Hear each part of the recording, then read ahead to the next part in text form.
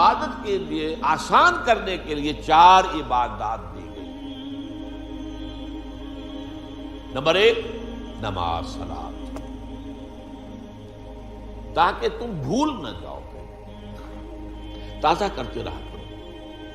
آپ کو معلوم ہے نماز میں ہر رکعت میں سورہ فاتحہ، اور سورہ فاتحہ کی مرکزی آیت کیا ہے؟ 7 آیتیں کل ہے، مرکزی چوتھی آیت کیا ہے؟ ایاک نعبد و ایاک نستعین۔ اے اللہ تیری ہی بندگی کرتے ہیں، پرستش کرتے ہیں اور کرتے رہیں گے، کیونکہ فعل مضارع جو ہے عربی زبان میں حال اور مستقبل دونوں کو کور کرتا ہے۔ تیری ہی بندگی اور پرستش کرتے ہیں اور کرتے رہیں گے، اور تجھ ہی سے مدد مانگتے ہیں اور مانگتے رہیں گے۔ اس قول و قرار کو تازہ کرنا، تازہ کرنا، تازہ کرنا، 5 مرتبہ دن میں جو ہے اس کو دوبارہ تازہ کر لو، مبادہ بھول جاؤ۔ بڑا پیارا شعر ہے حفیظ جالندری کا کہ سرکشی نے کر دیے دھندلے نقوش بندگی، آؤ سجدے میں گریں لوح جبیں تازہ کریں۔ یہ ہماری پیشانی کے اوپر گرد و غبار آ گیا ہے، اس کے اوپر جو بندگی کا نشان ہونا چاہیے تھا اللہ کی بندگی کا، وہ جو ہے دھندلا ہو گیا۔ اور سجدے میں گریں، خاک پر رکھیں اپنی اس پیشانی کو اور یہ کو تازہ کر دیں۔ بندگی کا نقش، بندگی کا جو یہاں نقش ہے وہ تازہ ہو۔ سرکشی جو ہے نفس کی سرکشی، سرکشی نے کر دیے دھندلے نقوش بندگی، آؤ سجدے میں گریں لوح جبیں تازہ۔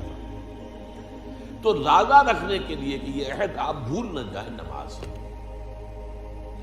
اور پھر آپ کے ساتھ ایک نفس حیوانی لگا ہوا، حیوانی تقاضا۔ حیوانی تقاضوں میں موسٹ امپورٹنٹ کیا ہے؟ آپ انگریزی میں کہیں گے preservation of the self and preservation of the species. اپنی ذات کو برقرار رکھنے کے لیے خوراک چاہیے،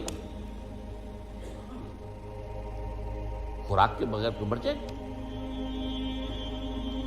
اور اپنی نسل کو برقرار رکھنے کے لیے جنسی جذبہ ہے، شہوت ہے، شادی ہے، بیاہ ہے۔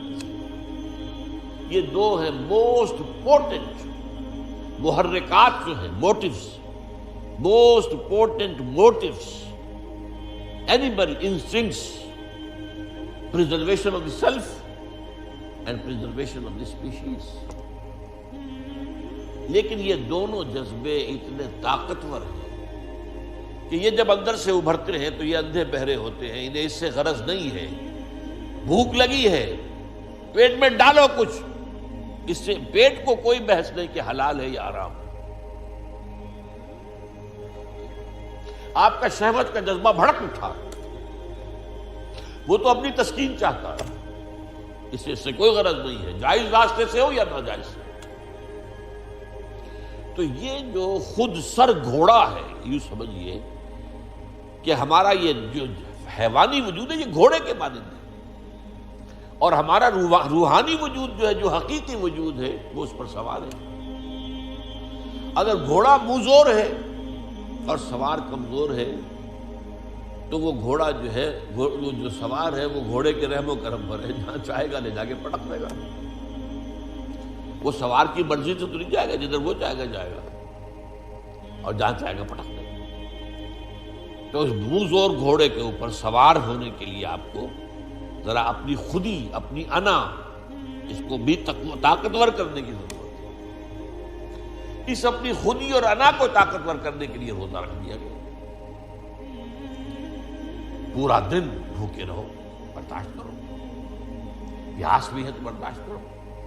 یہ ساری سہولتیں جو آج ہمیں حاصل ہیں، کبھی حاصل تو نہیں تھی نا۔ کہاں تھے اے سی، کہاں تھے، اور کہاں دیہات میں کہاں ہے، اور یہ ساری چیزیں لکھی ہے کہ روزے تو گرمی کے موسم میں جون جولائی مئی کے مہینے میں بھی روزے آتے ہی ہیں۔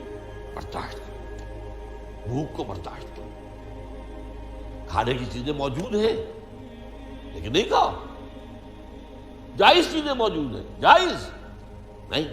اس وقت حرام ہے، اس وقت وہ جائز بھی حرام ہے۔ طلوع فجر کے بعد سے لے کر غروب شمس تک جائز چیزیں کھانا بھی حرام ہے۔ شہوت کی انگڑائیاں کتنی بھی ہوں، لیکن چاہیے کہ بیوی موجود ہے، منکوحہ بیوی موجود نہیں، حرام، اللہ نے روکا ہوا۔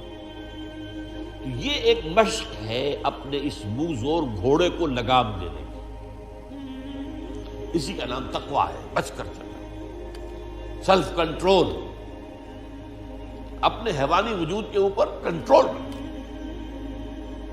یہ نہیں کہ جو یہ حیوانی وجود کہے وہ کرنے لگو، پھر تو تم گھوڑے کے تابع ہو گئے۔ پھر وہی کہوں گا، گھوڑا پھر آپ کو جس کھائی میں چاہے گا گرائے گا۔ تیسرے یہ کہ انسان میں مال کی محبت جو ہے، وَإِنَّهُ لِحُبِّ الْخَيْرِ لَشَدِيدٌ، محبت۔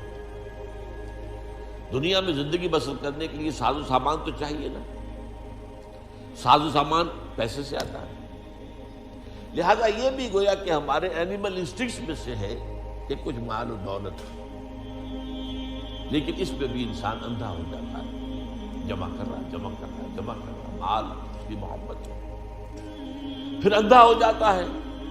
مال کی محبت میں یہ بھی نہیں دیکھتا کہ کیا حلال ہے کیا حرام، مال آنا چاہیے چاہے حرام سے آئے۔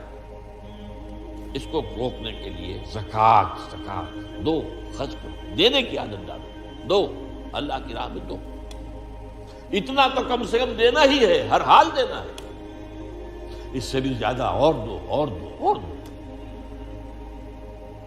عام لوگ سمجھتے ہیں صرف زکوٰۃ پر اکتفا نہیں، ان فی المال لحقا سوی الزکوٰۃ، حضور نے فرمایا تمہارے مالوں میں زکوٰۃ کے علاوہ بھی حق ہے، اس کو ہم کہتے ہیں صدقات نافلہ، مزید اور خفیہ دو، اور اس طور سے دو کہ داہنا ہاتھ جو کچھ دے رہا ہو تمہارے اپنے بائیں ہاتھ کو اس کی خبر نہ ہو، اس کا ڈھنڈورا مت پیٹو۔ زکوٰۃ جو ہے وہ تو اعلان دی جائے گی، اسلامی حکومت میں ریاست خود دے گی، یا فرض کیجئے اموال باطنہ ہیں آپ خود دیں گے تب بھی اعلان دیں گے، لیکن جو صدقات نافلہ چھپانا، یہ ہے حکمتیں اس عبادت کو آسان کرنے، اور یہ ساری حکمتیں جمع کر دی گئی ہیں حج کے اندر۔ حج میں ذکر بھی ہے اللہ کا، تلبیہ بھی ہے، شاعر اللہ کو دیکھنا ہے۔ حج میں آپ کو معلوم بیت اللہ کو صرف دیکھنا بھی ثواب ہے، طواف کر رہے ہیں۔ پھر یہ جب احرام میں ہیں آپ تو پابندیاں بھی نفسیانی جو ہے، جو روزے والی پابندیاں بھی کچھ آ جاتی ہیں، تعلق زن و شو نہیں ہو سکتا، چاہے بیوی ساتھ ہے، احرام کے اندر ہے وہ تعلق حرام ہے، پھر پیسہ بھی خرچ ہوتا ہے۔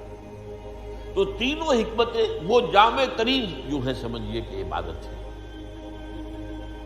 اسی لیے کہا گیا ہے کہ حج مبرور جو ہے وہ شے ہے جو حج اللہ کے قبول ہو جائے، وہ شے ہے کہ جس کے بعد انسان کے سابقہ زندگی کے سارے گناہ معاف ہو جاتے ہیں، اور وہ ایسے ہو جاتا ہے جیسے آج ہی اس کی ماں نے اسے جنا ہے، جیسے وہ آیا ہے بچہ معصوم ماں کے پیٹ سے، ایسے ہی وہ معصوم ہے۔ لیکن وہ حج مبرور،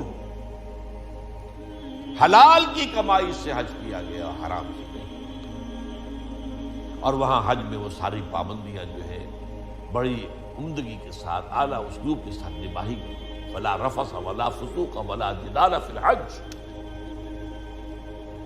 اب یہ ہے اصل میں جو دو لفظوں کا فرق میں نے واضح کرنے کے لیے اتنی لمبی بات کی ہے، عبادت اور عبادات۔ لفظی طور پر تو عبادت کی جمع عبادات، نماز بھی عبادت، روزہ بھی عبادت، حج بھی عبادت، زکوٰۃ بھی عبادت، یہ سب عبادات۔ اصل عبادت کیا ہے؟ ہمہ تنگ، ہمہ وقت، ہمہ جہد اللہ کی اطاعت، اس کی انتہائی محبت کے جذبے سے سرشار ہے۔ تو عمارت یہ ہے، بنی الاسلام علی خمس، اس عمارت کی بنیاد ان 5 چیزوں پر ہے۔ یہ 5 چیزیں جو ہیں یہ در حقیقت کوئی عمارت نہیں ہے، جو میں نے شروع میں بات آپ سے عرض کی تھی کہ اس حدیث کے اندر جو کانٹے کا لفظ ہے، جو اہم ترین لفظ بنیا، عمارت جو ہے وہ بنیاد کے اوپر اٹھائی گئی، عمارت اور ہے بنیاد اور ہے۔ ان کو ایک سمجھ لینا خلط مبحث ہے، یہی ہماری غلط فہمیوں کا، مغالطوں کا، گمراہیوں کا سبب بن گیا۔ ہم نے سمجھ لیا بس دین نام ان چیزوں کا، دین تو نام ہے بھائی اللہ کی پوری، ہمہ تن ہمہ وقت ہمہ ذہن، زندگی غلامی، اس کی محبت